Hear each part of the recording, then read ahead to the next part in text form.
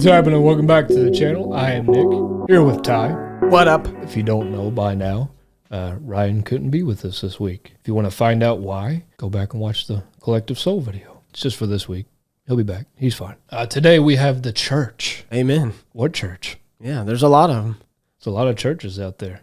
The church, the Ohio State University. So I've never heard of this band. You know, I'm not surprised there is a band called The Church. Somebody had to do it. Yeah. The Church are an Australian rock band formed in Sydney in 1980. Sydney, 42. Wallaby Way. P. Sherman, 42, Wallaby Way, Sydney. Yeah. Yeah. That's exactly what Finding Nemo. New wave, neo psychedelia, indie pop. Seems like that's the area they reside in. Yeah. They had mainstream success in the late 80s. Subsequent mainstream success has proved elusive, but the band retains a large international cult following. The church has a cult? Not surprising. They were inducted into the ARIA HOF in 2010. Yeah. I've seen that before. Yeah, I think we've mentioned Australian rock independent area. Yeah, that's what it is. How'd you know? I guessed. No, I think we have mentioned it on the channel before. The Australian Recording Industry Association Hall of Fame. They continue to tour and record. Their most recent album was in 2017. So we're going to do the song Under the Milky Way.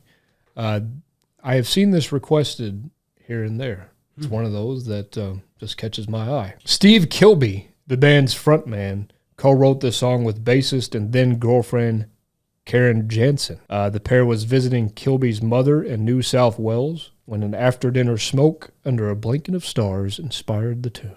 How sweet. Blinking of stars. Yeah. Kilby wrote the song near the end of the recording sessions for Starfish, and the rest of the band didn't like it. See, Starfish, Finding Nemo, it all comes back together. Fortunately, the band's manager sensed its hit potential and insisted they record it. You know, it's funny when that happens. It's like it just comes from someone that's not in the band. They're just like, hey, maybe you should think twice about this. The band refused to perform the tune for a while in the early 2000s because fans would leave after they played the hit song. Wow. This is it. This is what we've all been waiting for. Time to go home. It's kind of disrespectful. But I mean, like, if that's the only song you know, yeah, you know, you can kind of see two sides of the spectrum, but it is kind of mean. Okay, here's some usage in media. One of my favorite things, when we do backgrounds, because I'm like, do I remember this? Yeah, like, where has this been? So it was on Cold Case. I never watched that show, but I do know, like, in its time, it was big. It was a big deal. Prison Break, kind of the same thing. I never watched it. Yep. But I know, like, when it first came out, it was massive. Apparently, this is in Donnie Darko. We did Tears for Fears, Head Over Heels, and I mentioned how it was used in that movie. And that might have been the first time I heard that song. So there is a chance I could have heard some of this, but that soundtrack, I know it's a good soundtrack, but I don't remember every single song from the movie. Yeah, it's tough. Tough to do that. And sometimes even on a soundtrack, like, it's not even in the movie. It's not even in the movie. It's in, like, the credits or something. Well, sometimes they just put it on there. Yeah, soundtrack. Period. Like, this is the soundtrack. This is a bonus. It's also from this old show.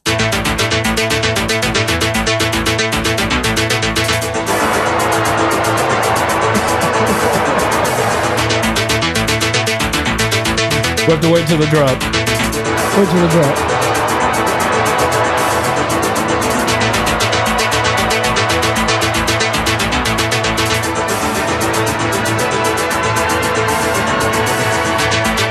It's a long intro.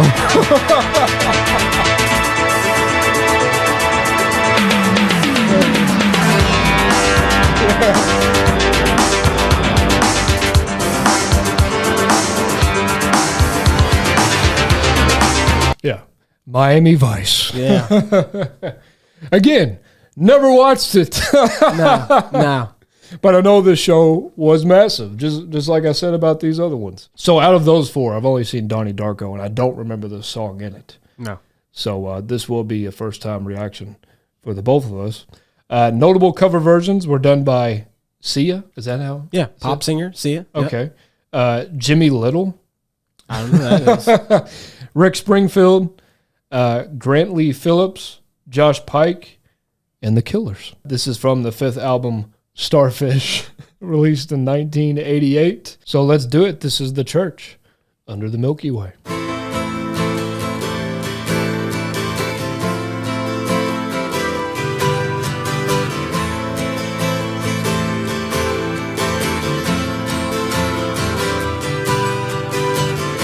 Sometimes when this place gets kinda empty, sound of their breath fades with the light. I think about the loveless fascination under the Milky Way tonight. Lower the curtain down Memphis, lower the curtain down, alright. I got no time for private consultation under the Milky Way tonight. Wish I knew what you were looking for.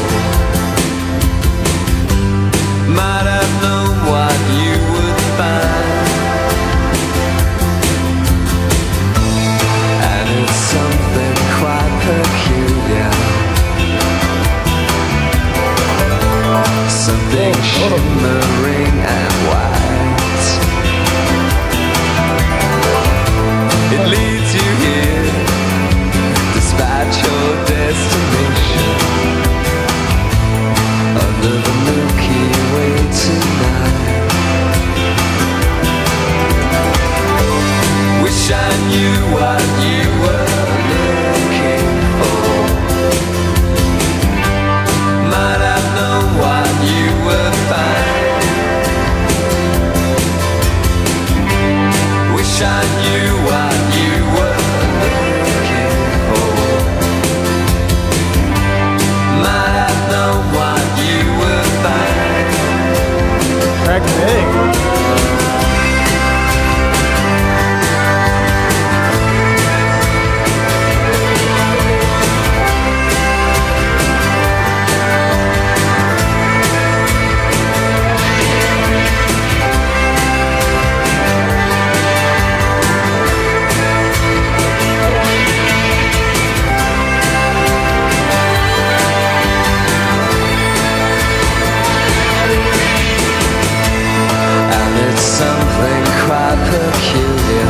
How do you like your eggs? With an eye. There was an eyeball in there. I didn't see that. You didn't see that? When he cracked it open, there was an eyeball floating around. I don't know how it got in there. I didn't know what you were talking about. With an eye. I was like, you trying to make like a spelling joke? I didn't know what was happening. I feel like we haven't really had many songs like this on the channel. It's kind of dark and gloomy, but at the same time, it feels kind of loving. Yeah. In a way, kind of hopeful, but at the same time, it sounds kind of devastating. I can see why this was in Donnie Darko, because it kind of has that gothic thing going on. Like The Cure. Yeah. I've mentioned that before, those British new wave bands. So I'm kind of getting vibes like that. I'm also getting like David Bowie vibes. Yeah. As well. It has the new wave acoustic. Yeah. We're monotone like this and we're kind of sad, but at the same time, it sounds like we're in love type of thing going on. But it also sounds spacey as well. The proggy synth stuff that was in the 70s, that kind of evolved into more of this, combined with another genre. We talk about 80s synth all the time, but this is kind of like a different this is a different vibe, though. This isn't the normal 80s synth. Yeah, it's spacey, but it's not the same space that you're used to. Yeah, it's not a galaxy, it's the black hole. It's the Milky Way. Yeah. When it first came on, I was like, man, is this just going to be kind of like the sound the whole time? And it definitely is. It kind of stays in that lane, but I'll tell you what, it actually progresses quite nicely. After the first chorus, it just went directly into the next verse pretty seamlessly. And I actually like that because, you know, I just feel like we don't really hear that a lot. There's always usually a break. And there's usually a break or some type of fill-in, but they just kept it going, man. They just kind of rolled into it. And then they brought that kind of... Yeah, whatever that was. That was kind of Miami Vicey. I actually dig this, and I didn't think it was going to be... weird way. Huh. Yeah, I weirdly dig it. Yeah. I'm not sure what's in the core of the earth there, but I'm going to find out. It's odd, but at the same time, it's pretty cool. It makes me want to lie under the stars and think about life and then paint my face. Dispatch your destination under the Milky Way tonight. Wish I knew what you were looking for. This is big time Cure right here. Might have known what you would find. In the back. Wish I knew what you were looking for. Might have known what you would find. Watch the eyeball. It's in there.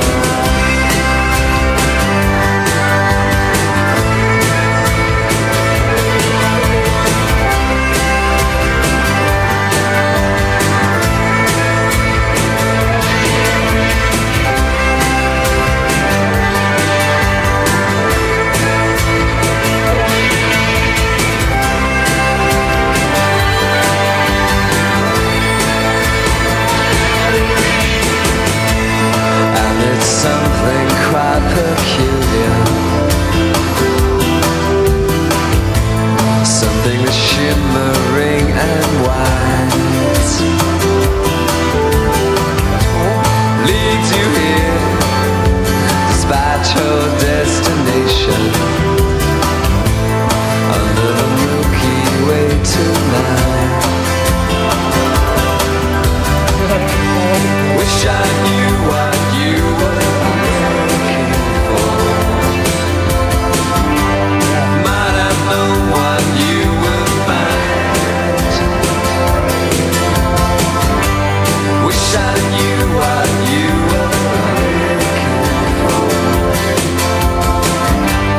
Might have known what you would find.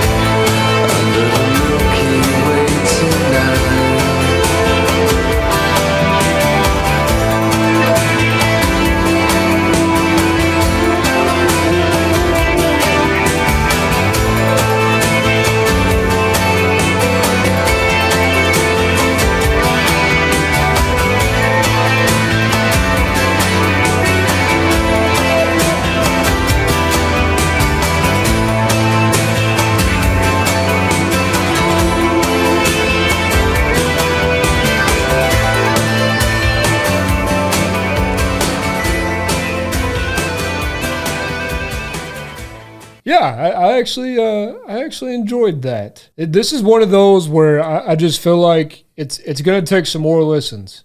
And usually when I say that, it's like, you know what, Nick, you actually really didn't like the song. You were just trying to give it, more credit. Because I tend to do that. There are songs where it's like, yeah, I'm surprised I didn't like that, and then I try to like it. I tried to lie to myself is kind of strong, but I guess that's kind of what I do. I try to talk myself into maybe I'll like this down the road. But I actually think with this one, it actually is fringe playlist to me. I just feel like you have to like that gloomy goth vibe to get down with this. And I actually do like that sound, even though there's a lot of similar bands, a lot of similar songs that have the same thing going on, but I do enjoy it. I think the only thing that's really holding me back, it could be the video. You never know, but the video was not great. The song was better than the video. Yeah, I didn't think it was terrible, but it wasn't good for sure. Oh, yeah.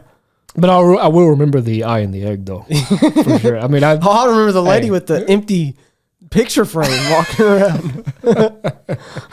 Don't you want to paint me? Yeah, she's like, come on, somebody. I don't know. I think the guitar is I don't know. I guess it's the lead electric. I don't really like how they mixed it. I know what they were going for. They were going for the droney, floating in space type of thing.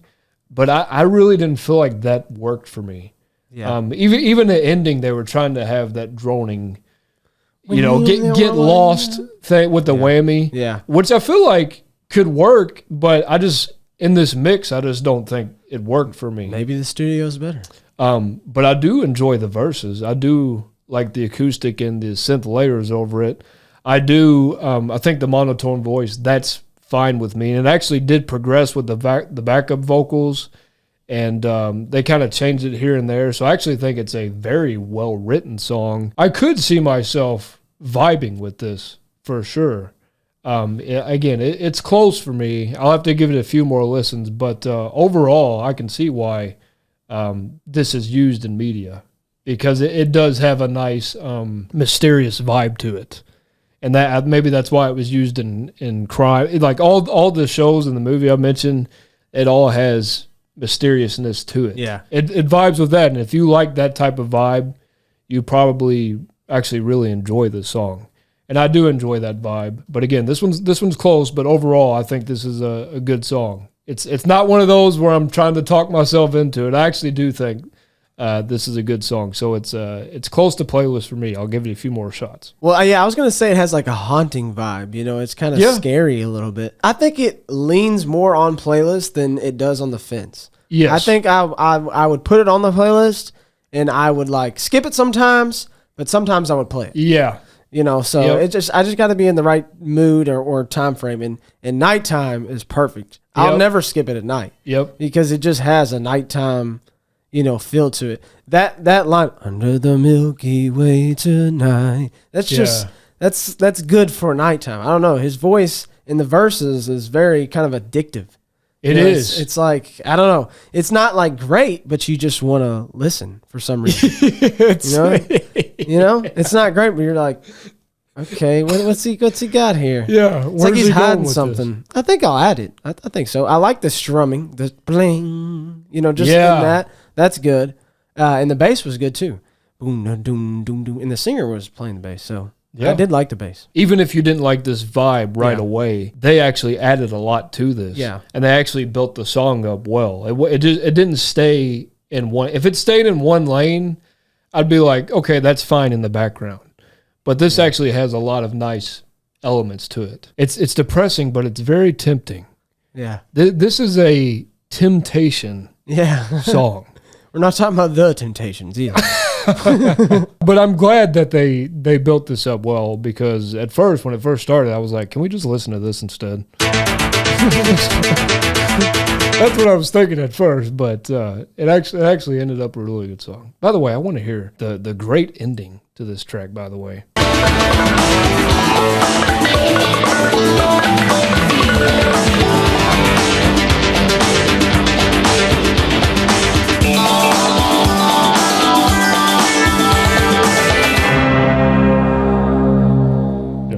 Episode 1. I couldn't help myself. Is Miami Vice good? I don't know. Like, did it age well? Can I go back and watch that and enjoy it? Or is it just cheesy as hell? Yeah. Somebody let me know. Like you said, though, nighttime, I can see why this was used in Miami Vice. They're on the prowl late at night. There's a time and a place for this song. Exactly. You can't always listen to it, but it's got its moments. Yeah, like you said, this has more pros than cons. Yeah. And if that's the case in music, then, most of the time I will listen to the song. It's already on the edge, about to go on the side of playlist, but it just needs a little push. That's all it needs. Yeah, great debut for the church. We will be back in service. I want to come back to this band, so leave us some more songs down below. That's it, guys. Don't forget to drop a like. As always, please tell us your views.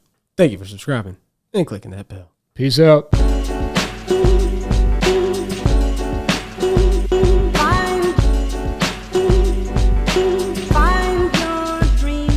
true.